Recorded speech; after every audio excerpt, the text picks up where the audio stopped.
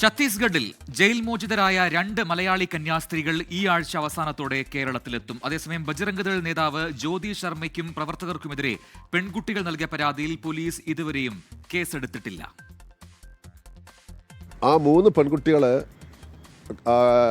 2 ദിവസമായി പോലീസ് സ്റ്റേഷനുകളിൽ നിരന്തരമായി കയറി ഇറങ്ങിയിട്ടും അവരുടെ പരാതി സ്വീകരിച്ചു. പക്ഷേ FIR ഇടാൻ വേണ്ടിയിട്ട് അവിടുത്തെ പോലീസ് തയ്യാറാവുന്നില്ല എന്നതാണ് ഏറ്റവും ഗുരുതരമായിരിക്കുന്ന ഒരു പ്രശ്നം. അതേസമയം വിഷയത്തിൽ സംസ്ഥാന BJPക്കുള്ളിൽ ഭിന്നതയുണ്ട്. ക്രൈസ്തവ നയതന്ത്രം പാളിയെന്ന് MT രമേശ്, K സുരേന്ദ്രൻ വിഭാഗങ്ങൾ നേതൃത്വത്തെ അറിയിക്കും. കന്യാസ്ത്രീകൾ കുറ്റം ചെയ്തിട്ടുണ്ടോ എന്ന് BJPക്ക് അറിയില്ലെന്ന് ജനറൽ സെക്രട്ടറി S സുരേഷ് പ്രതികരിച്ചു. എന്നാൽ BJPയുടെ പിന്തുണ എന്നും കന്യാസ്ത്രീകൾക്കൊപ്പം ഉണ്ടാകുമെന്നാണ് ഛത്തീസ്ഗഡിലെത്തിയ BJP general secretary Anoop Antony പ്രതികരിച്ചത്. അതിലേക്ക് തീർച്ചയായിട്ടും ഞങ്ങൾ പറഞ്ഞു, കൂടെയുണ്ട് ഞങ്ങളുടെ സഹായവും പിന്തുണയും എന്നും അവർക്കൊപ്പം ഉണ്ടാവും. ഛത്തീസ്ഗഡിൽ ഈ നേരത്തെ പറഞ്ഞ പോലെ നിർബന്ധിത അല്ലെങ്കിൽ കോയസ്ഡ് കൺവേർഷൻ എന്നുള്ളൊരു പ്രശ്നം ഉള്ളതുകൊണ്ടാണല്ലോ കോൺഗ്രസിൻ്റെ കാലത്ത് മുതൽ തന്നെ അവർ ഇങ്ങനൊരു നിയമം കൊണ്ടുവച്ചിരിക്കുന്നത്. ഇങ്ങനെയുള്ള പല സ്ഥലങ്ങളിലും അതിൻ്റേതായ പ്രശ്നങ്ങളുണ്ട്. അപ്പോൾ അത് ഈ കോൺഗ്രസ് ഭരിച്ചാൽ പോലും ഇതേപോലുള്ള പ്രശ്നങ്ങൾ മുമ്പോട്ട് വരാം. അപ്പോൾ അതിനെ ആ സർക്കാരുകൾ അവരുടെ സ്ട്രാറ്റജി ഉപയോഗിച്ച് അവർ വേണ്ട രീതി ഹാൻഡിൽ ചെയ്യുന്നുണ്ട്. ദേശീയ തലത്തിൽ പ്രതിപക്ഷത്തിരിക്കുന്ന കോൺഗ്രസും കേരളത്തിൽ ഭരിക്കുന്ന CPM അവരുടെ നേതാക്കളാണ് ഈ ക്രെഡിറ്റ് യുദ്ധത്തിന് വേണ്ടിയിട്ട് ഇറങ്ങിത്തിരിച്ചത്. ഞങ്ങൾ ആരോടും എന്തെങ്കിലും ക്രെഡിറ്റ് വേണമെന്നൊന്നും പറഞ്ഞിട്ടില്ല.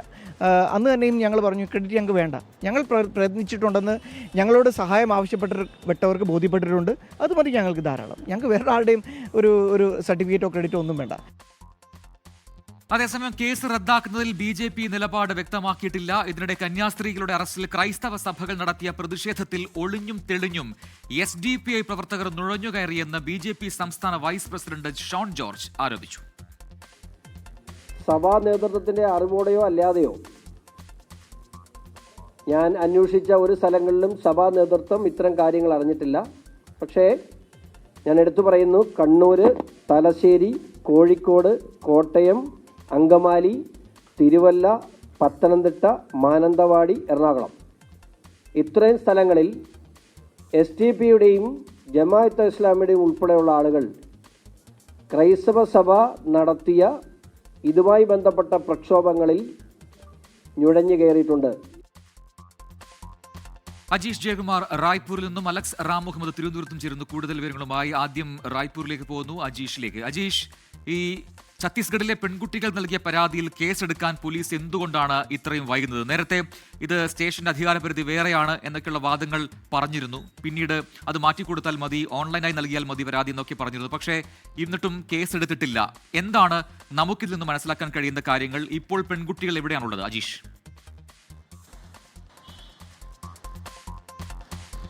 പ്രജൻ, എന്തായാലും 2 ദിവസമായി പെൺകുട്ടികൾ ഈ പരാതിയുമായി പോലീസ് സ്റ്റേഷനുകളിൽ കയറി ഇറങ്ങുകയാണ്. മെനഞ്ഞാന്നായിരുന്നു ആദ്യം ഈ പരാതി നാരായൺപൂർ SP കൈമാറിയത്. SP ആണ് പറഞ്ഞത് ഈ പെൺകുട്ടികളോട് അതാത് പോലീസ് സ്റ്റേഷൻ ലിമിറ്റുകളിൽ ഇവർ താമസിക്കുന്ന പോലീസ് സ്റ്റേഷനുകളിൽ നൽകാൻ. അങ്ങനെ ഈ 3 പെൺകുട്ടികളിൽ ഒരാളായ കമലേശ്വരി പ്രധാൻ അവരുടെ പോലീസ് സ്റ്റേഷൻ ലിമിറ്റായ കുക്കുഡോജോർ എന്ന് പറയുന്ന പോലീസ് സ്റ്റേഷനിൽ പരാതി നൽകുന്നു.